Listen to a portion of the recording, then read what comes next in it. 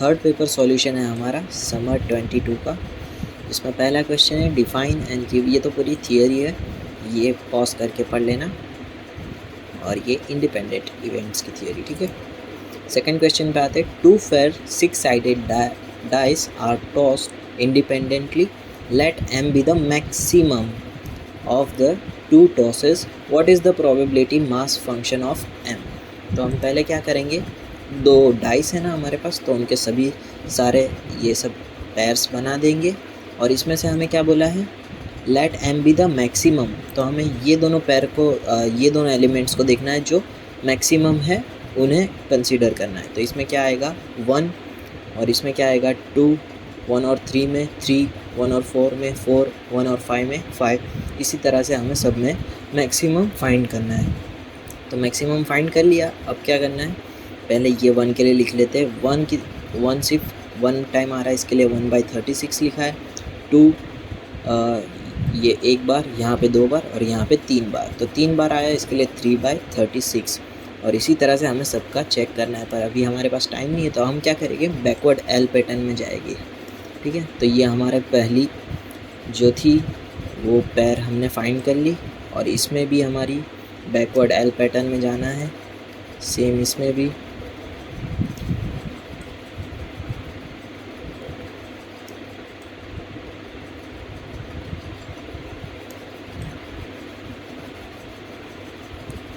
तो ये सबको देखोगे तो तुम्हें ये ऑटोमेटिकली मिल जाएगी, ठीक है।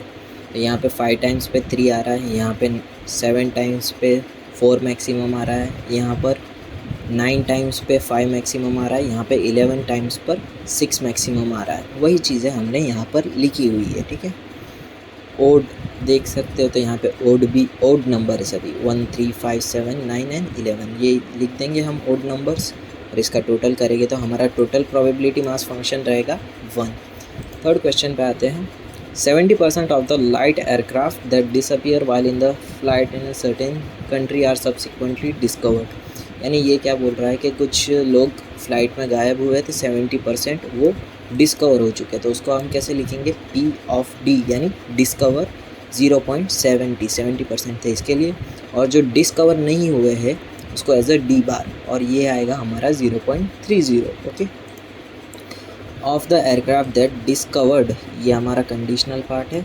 60% हैव एन इमरजेंसी लोकेटर, यानी इमरजेंसी लोकेटर है जो डिस्कवर हुए हैं वो है 0.60। ई कंडीशनल डी है हमारा 0.60, और जिनके पास इमरजेंसी लोकेटर नहीं है वो कितने हो गए 0.40, ओके। अब यहाँ पे हमारा है 90% हैव द नॉट डिस्कवर्ड, तो नॉट डिस्कवर्ड हुए हैं 90%, do not have such any kind of locator. तो इन लोगों के पास ना लोकेटर है और ना ही वो लोग डिस्कवर हुए, तो वो कितने हैं हमारे पास 0.90। और जो लोग डिस्कवर नहीं हुए पर उनके पास इमरजेंसी लोकेटर है वो कितने हैं 0.10। यहाँ पे हमने डिस्कवर को फिक्स रखा है, यहाँ पे नॉट डिस्कवर को, okay.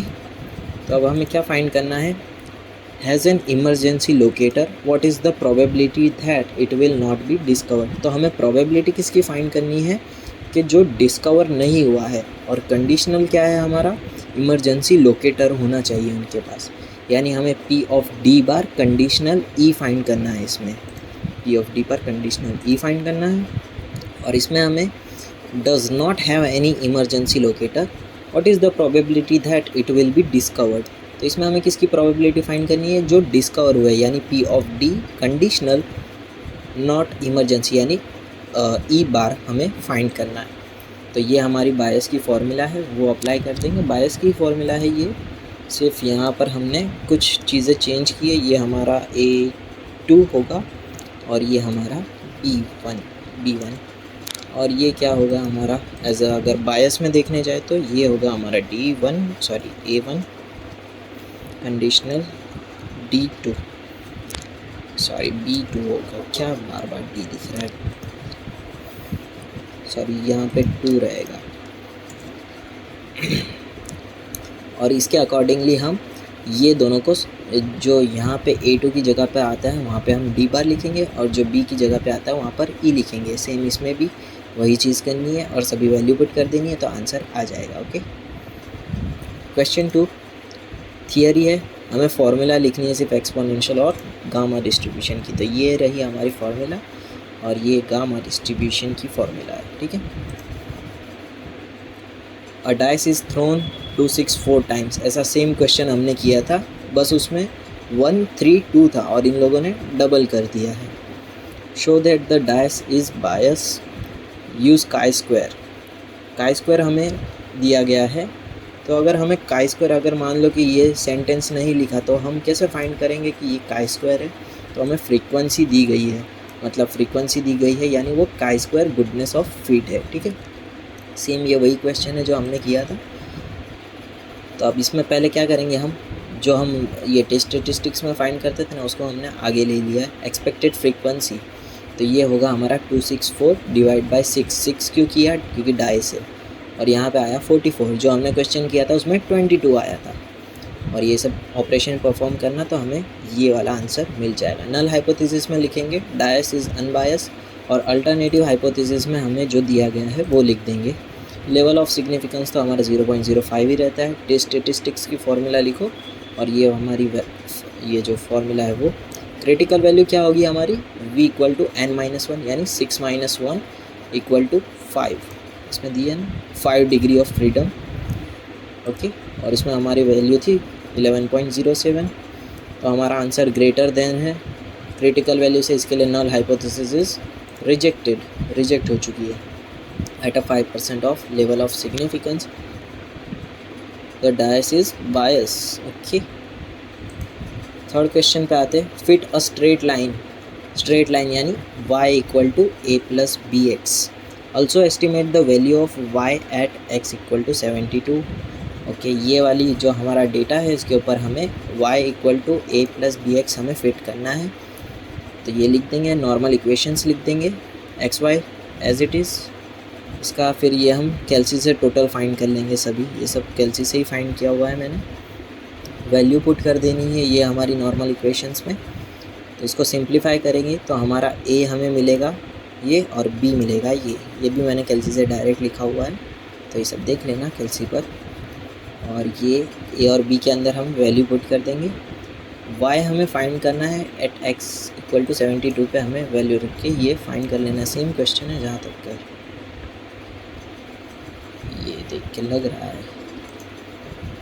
Fit a second degree parabola यानी y equal to a plus b x plus c x square हमें फिट करना है ये डेटा पर, और हमें y भी देखना है जब x इक्वल टू 6 हो। तो ये लिख देंगे हम। इसके आगे हम जो भी हमारी नॉर्मल इक्वेशंस है वो लिख देंगे। नॉर्मल इक्वेशंस पे जो भी हमारे एलिमेंट्स मिलते हैं उसके अकॉर्डिंग कॉलम्स बना देंगे। उन सभी का टोटल हम कैसे से फाइंड कर चुके हैं ये। फिर ये सब टोटल हम नॉर्मल इक्वेशंस में पुट कर देंगे। तो हमारा a आएगा ये, b आएगा ये और c आएगा ये हमने कैल्सी से ही फाइंड करना है, ठीक है। और ये वैल्यू लिख दो, वैल्यू पुट कर दो, और y eight x equal to 6 यहाँ पे 6 पुट कर दो दोनों जगह पर, और y फाइंड कर लो, okay. State the properties of normal distribution, ये वापस क्वेश्चन आया, ठीक है। ये वाला क्वेश्चन वापस आया, प्रॉपर्टीज़ ऑफ नॉर्मल डिस्ट्रीब्यूशन, ये सब वापस पढ़ लेना एक और बार। If a random variable has a Poisson distribution such that, ये वाला क्वेश्चन भी हमने किया हुआ है, बस इन्होंने ये दोनों में थोड़ा सा चेंज किया है। यहाँ पे 4 लिख दिया है और यहाँ पे ग्रेटर देन इक्वल टू वाला किया था, और इसमें से इन्होंने इक्वल टू हटा दिया है। ये था हमारा क्वेश्चन। तो इसमें यहाँ पे x इक्वल टू 4 था और यहाँ पे ग्रेटर देन इक्वल टू था। तो पहले ये देख लेते हैं। ये हमारा पॉइजन डिस्ट्रीब्यूशन का फंक्शन, उसमें हमने x इक्वल टू 1 और यहाँ पे 2 पुट करा, सिंप्लीफाई किया, लैम्बडा इक्वल टू 2 मिला। फिर वापस ये हमने इसमें पुट कर दिया इक्वेशन में। इसका काम नहीं है, इसका भी काम नहीं है। इसमें हम क्या करेंगे, हमारा x 1 और 4 के बीच में है, यानी 2 और 3 पुट करना है और इसकी हमें ये वैल्यू मिल जाएगी। और जो हमें x इक्वल टू 5 पुट करते हैं तो ये वैल्यू मिलेगी, और ग्रेटर देन दिया है यानी 1 minus less than equal to आएगा यहाँ पर, तो ये हमारी वैल्यू रहेगी। थर्ड क्वेश्चन क्या है, डिफाइन अ बाइनोमियल डिस्ट्रीब्यूशन। तो ये बाइनोमियल डिस्ट्रीब्यूशन है, पढ़ लेना, ठीक है। क्वेश्चन पे आ जाते हैं। Particular telephone number is used to receive both voice and fax message. Suppose that 25% यानी ये हमें प्रोबेबिलिटी दी है 0.25, क्यू फाइंड कर लेंगे। Involve fax message and consider a sample of 10, n equal to 10 incoming calls, find the probability of at most 3, at most यानी less than equal to, exactly 3 यानी equal to 3, at least क्या है ग्रेटर देन इक्वल टू 3, और more than क्या है greater than 3। तो ये सब कंडीशन हमें पुट करनी है इसमें। तो लेस देन इक्वल टू 3 है यानी 0, 1, 2 और 3 पुट कर देना है। इक्वल टू 3 है तो 3 यहीं से वैल्यू लिख दो, और ग्रेटर देन इक्वल टू 3 है तो हम क्या करेंगे 1 minus P of x less then 3 कर देंगे। ठीक है, साइन अल्टरनेट कर दिया, इक्वल टू है तो इक्वल टू हटा दिया। और फिर कौन सा है, सिर्फ ग्रेटर देन 3 है तो इसमें हम क्या करेंगे 1 minus P of x less than equal to 3 करेंगे। क्यों? क्योंकि यहाँ पे ग्रेटर देन है, इसको अल्टर कर दिया हमने लेस देन में, और यहाँ पे इक्वल टू नहीं था इसके लिए यहाँ पर इक्वल टू लगा दिया, और ये वैल्यू हमने यहाँ पर फाइंड की थी वही वैल्यू यहाँ पर पुट कर दी है। ओके, और के क्वेश्चन में ये वाला क्वेश्चन भी हमने किया था, बस यहाँ पे वैल्यू चेंज हुई है, और जो ये है ये तो सेम एज इट इज़ ही है। हमने जो किया था वो 8 और 6 वाला था, तो इसमें हम एन पी कैंसिल कर लेंगे, क्यू हमें मिल जाएगा ये, और पी भी मिल जाएगा, और एन पी के अंदर पी की वैल्यू पुट करके एन फाइंड कर लिया, बाइनोमियल डिस्ट्रीब्यूशन में वैल्यू पुट कर दी, greater than equal to 2 find करना यानी 1 minus P of x less than 2 हम लिखेंगे, और उसके अंदर सभी वैल्यू पुट कर देनी है। अ कार हायर फर्म, ये वाला सेम क्वेश्चन हमने अभी समर 21 में किया था। ओके, इसमें हमें सिर्फ एक एक्स्ट्रा क्वेश्चन ऐड किया है, ओनली 1 कार इज़ यूज्ड। तो ये देख लेना, ये समर 21 में यही था सेम क्वेश्चन, और एक जो एक्स्ट्रा चीज़ ऐड की थी वो है ओनली 1 कार, यानी x इक्वल टू 1 पुट कर देना और ये आंसर आ जाएगा तुम्हारा। Define the standard normal variate, तो ये क्या है, वो हमारा जो z equal to x minus mu है उसको बोलते हैं, डिवाइड बाय सिग्मा, ये हमारा स्टैंडर्ड नॉर्मल वेरिएट है, पढ़ लेना। क्वेश्चन पे आते, mean life of battery is 400 hours, standard deviation दिया है। ठीक है, परसेंटेज हमें फाइंड करना है बैटरीज का, एटलीस्ट 490 आवर्स, एटलीस्ट है यानी greater than equal to, between 385 and 490 hours. Also find the minimum life of the best 5% of battery. Okay, यहाँ पे आ जाते हैं ग्रेटर देन इक्वल टू 490, तो इसमें हम क्या करेंगे, इसको x ले लेंगे, और ये वाली हमारी फॉर्मूला है उससे हम इसको रिड्यूस कर देंगे तो हमें 2 मिल जाएगा। तो अब ये हम लिखेंगे p of z greater than to 0.5, greater than है और यहाँ पे प्लस है तो हम लिखेंगे माइनस, और ये रहेगा हमारा p ऑफ 0 z1 है हमारा 2 लिख दिया हमने, 2 की वैल्यू हमें दी है, हाँ ये रही दी है, तो ये लिख दो यहाँ पर, और जो आंसर आएगा उसको 100 से मल्टीप्लाई कर देना तो हमें परसेंटेज में बैटरी मिल जाएगी। और हमें सेकंड फाइंड करना है 385 और 490 अभी हमने यहाँ पर फाइंड किया, वो हम एज इट इज़ 2 लिख देंगे, 385 पुट करेंगे तो हमें आंसर मिलेगा -0.33। तो अब हमें -0.33 से 2 जाना है, तो इसमें हम क्या करेंगे, -0.03 से हम 0 जाएंगे और 0 से 2 जाएंगे, यही किया हमने। यहाँ पे सिमेट्री रूल अप्लाई किया, स्वैप हो गया और प्लस हो गया, यहाँ पर ये वैल्यू हमने पुट कर दी, ये हमें दी गई है 0.33 की वैल्यू, तो ये पुट कर दी, ये आंसर आएगा, और इसको हम 100 से मल्टीप्लाई करके बैटरी के परसेंटेज फाइंड कर लेंगे।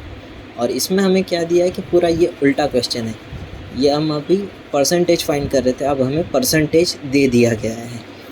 तो क्या किया हमने, 5% दिया है, इसको हमने 0.05 में कन्वर्ट करके इसको हमारी z वैल्यू, ये जो z वैल्यू पुट करते थे ना उसको ले लिया है, एज अ z वैल्यू ले लिया है। ठीक है, और ये क्या किया है हमने, ये जो हमारी इक्वेशन थी ना, यहाँ पे 0z1 था ना, तो 0z1 z2 को यहाँ पे z2 लिया है z1 की जगह पे, तो वो पार्ट यहाँ पर ले लिया, और 0.5 तो उसकी जगह पर है, और यहाँ पे जो हमें ये फाइंड करना रहता है ना वो हमें दिया गया है 0.05, उसको मैंने यहाँ पर ले लिया है, तो ये आ जाएगा 0.45, और 0.45 पे हमारा z1 है 1.65, तो इसको कंपेयर करो तो z हमें मिल जाएगा 1.65। अब ये हम इसमें पुट कर देंगे, z2 जो मर्ज़ी है वो ले सकते हो, z2 z1, तो इसमें पुट कर देना और यहाँ से हम x2 फाइंड कर लेंगे जो आया है 474.25। थर्ड क्वेश्चन है थियरी है वापस, टाइप 1 टाइप 2 ये हम ऑलरेडी देख चुके हैं, ये रहा टाइप 1 एंड टाइप 2, ये पढ़ लेना स्टॉप करके। और तीसरा हमें तीसरी थियरी है लेवल ऑफ सिग्निफिकेंस, ये भी स्टॉप करके पढ़ लेना। ये सेम क्वेश्चन हमने किए हैं, ये चारों क्वेश्चन हमने टेस्ट स्टैटिस्टिक्स के पूरे चैप्टर में किए हैं ऑलरेडी, ठीक है। तो इसको हम अभी ऊपर से देख लेंगे, ये ऊपर से भी नहीं, इतना टाइम भी नहीं है। तो पहला हमारा क्वेश्चन है कॉइन वॉज टॉस्ड, सेम यही पूरी है, ठीक है। तो ये रहा उसका आंसर, इसके अंदर कोई भी चेंजेस नहीं किए हैं, सेम यही आंसर आएगा। और सेकंड क्वेश्चन क्या है हमारा, 2 टाइप्स ऑफ, अगर किसी को देखना है तो फिर मैं डिस्क्रिप्शन में लिंक डाल दूँगा ये वाले लेक्चर की, जो जिसमें ये क्वेश्चन सॉल्व किए हैं चारों। 2 टाइप्स ऑफ बैटरीज, ये वाला क्वेश्चन है, ये वाला क्वेश्चन भी हमने देखा था, यहाँ पे मैंने लिखा ही था ऑलरेडी। तो ये सेम क्वेश्चन है, इसमें भी सेम यही चीज़ें रहेगी इसमें भी।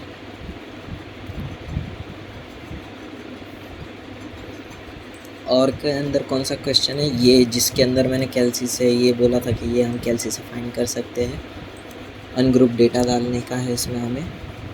तो अनग्रुप डेटा हम अगर पुट करते इसमें, हाँ इसमें एक माइनर चेंज किया है इन्होंने, ये हमारा 61 है, यहाँ पे 68 है और यहाँ पे 71 है, तो इतना इन्होंने चेंज कर दिया। यहाँ पे हमारा 63 है, 66 है और यहाँ पे 70 है, तो उन्होंने इतनी चीज़ें 3 चीज़ें चेंज कर दी है, ठीक है।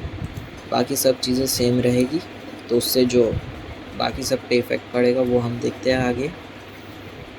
फोर्थ क्वेश्चन ये भी हमने टिक किया था already, the mean of the sample size, ये वाला क्वेश्चन भी हमारा सेम है, बस यहाँ पर इन्होंने 2 सेंटीमीटर लिया और हमने 2.5 सेंटीमीटर लिया है। तो इसमें भी हमारा सिर्फ यहाँ पर माइनर चेंज आएगा z में, ठीक है। अब देख लेते हैं जहाँ पर चेंज आता है, ये दोनों का आंसर तो सेम ही रहेगा। यहाँ पे इन्होंने ये 3 चीज़ें चेंज की है, तो इससे हमें x बार ये मिलेगा, s ये मिलेगा और t ये मिलेगा, और इसमें हमारा z पर इफेक्ट पड़ेगा और z का आंसर ये आएगा।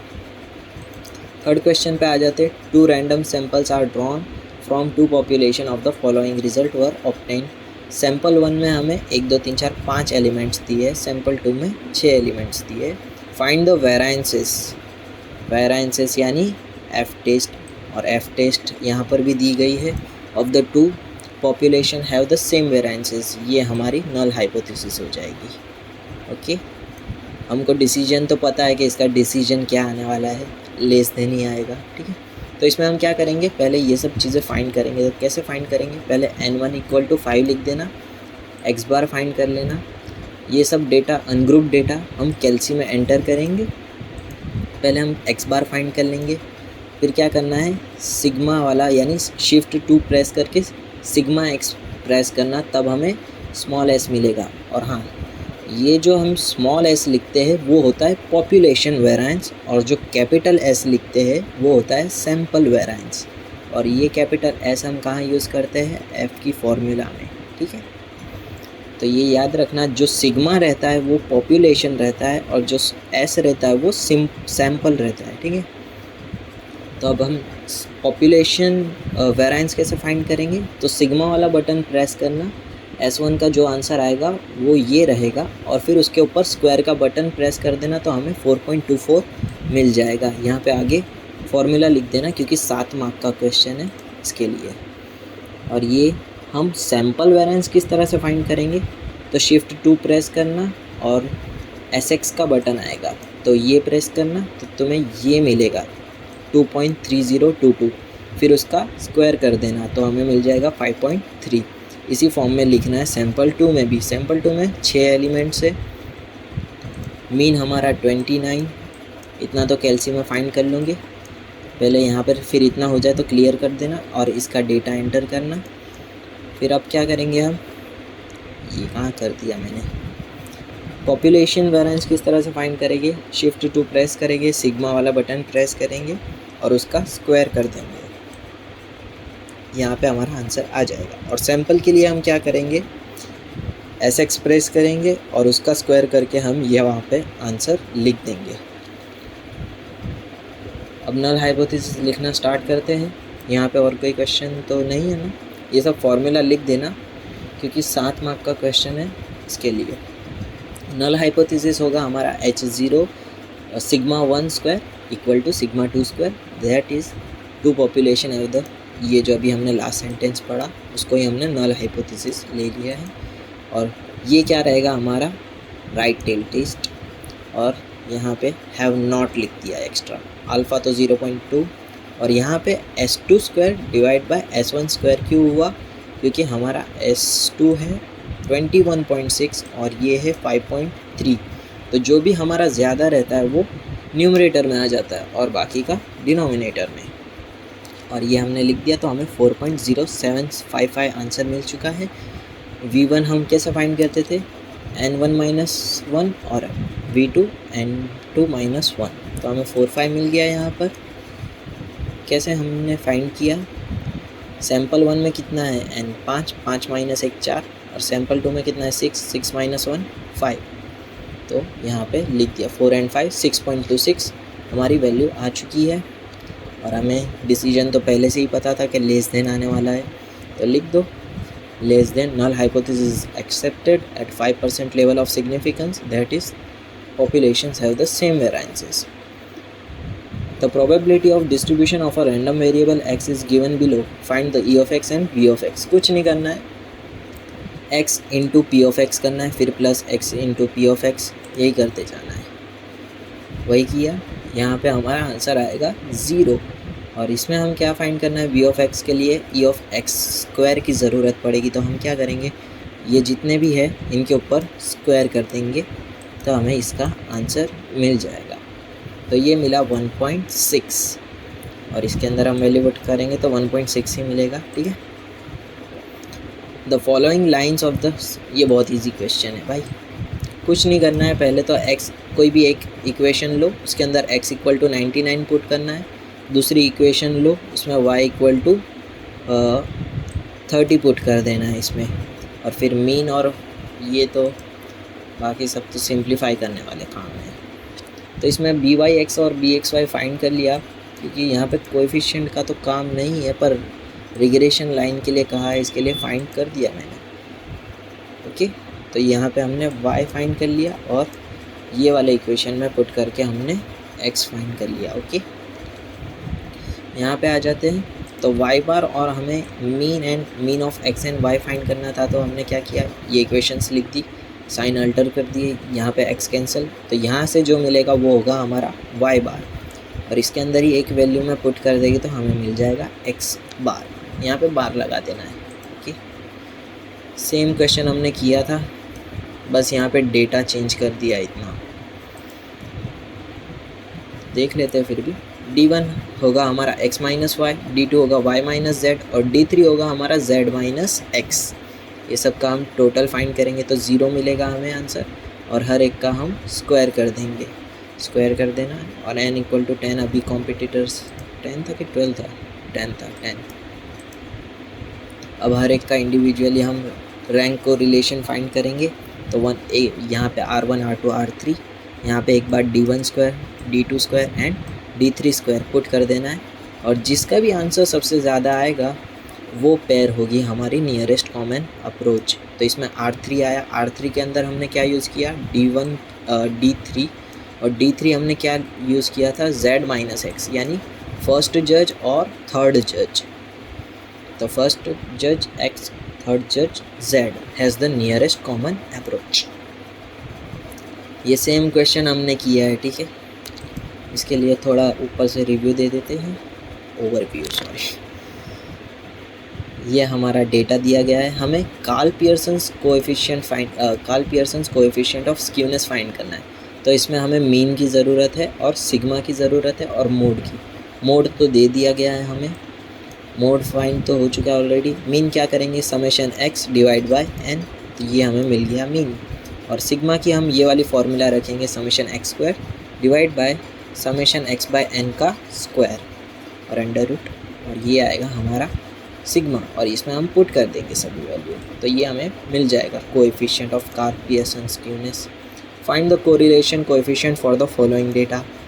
ये तो बहुत इजी है, कैलकुलेटर में डेटा एंटर करना और सबका टोटल फाइंड कर लेना, ये फॉर्मूला के अंदर सभी वैल्यू पुट कर देना, तो आंसर 0 आएगा।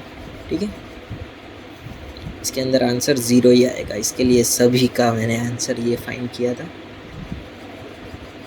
थर्ड क्वेश्चन है कैलकुलेट द रिग्रेशन कोएफिशिएंट, यानी BYX एंड BXY फाइंड करना है।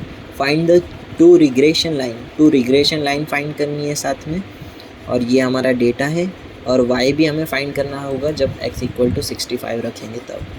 तो ये हमने एज इट इज़ लिख दिया। टोटल हम कैलसी से फाइंड कर लेंगे, n इक्वल टू 8 एलिमेंट्स है इसमें, x बार भी कैलसी, y बार भी कैलसी से। BYX एंड BXY की फॉर्मूला लिखेंगे, सभी वैल्यू पुट कर देंगे। ठीक है, तो हमारा आंसर जो आएगा वो रहेगा इसमें 0.667 और इसमें 5454। Regression line y on x, तो इसमें हम क्या करेंगे, y माइनस वाई बार BYX x माइनस x बार, यहाँ पे उसका अल्टर सब, यहाँ पे आप वैल्यू पुट कर देंगे y बार की, BYX की और x बार की, यहाँ पर x बार, BXY और y बार। तो ये हमारी 2 रिग्रेशन लाइंस भी बन गई। और अब हमें लास्ट चीज़ फाइंड करनी है y eight x equal to 65 put करके, तो ये आ जाएगा हमारा आंसर, और यहाँ पे हमारा पेपर ख़त्म।